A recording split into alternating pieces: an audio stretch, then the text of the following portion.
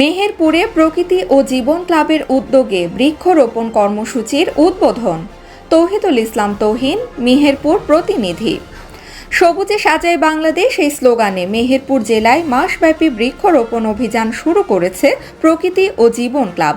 বুধবার দুপুরে মেহেরপুর মাধ্যমিক বালিকা বিদ্যালয় প্রাঙ্গণে এই বৃক্ষরোপণ কর্মসূচির উদ্বোধন করেন মেহেরপুর প্রেস ক্লাবের সভাপতি ও প্রকৃতি ও জীবন ক্লাবের সদস্য সচিব ফজলুল হক মিন্টু।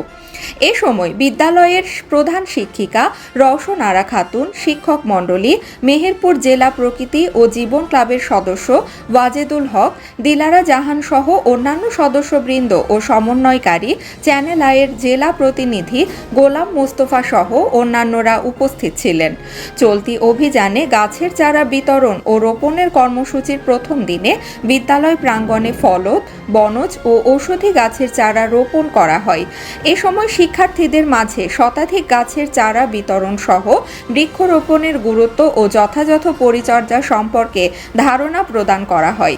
জেলায় 20,000 গাছ রোপণ ও বিতরণ করা হবে বলে জানান ক্লাব কর্তৃপক্ষ। গাছের চারা পেয়ে খুশি শিক্ষার্থীরা। প্রকৃতি বাঁচাতে গাছ লাগানোর অঙ্গীকার করলেন তারা।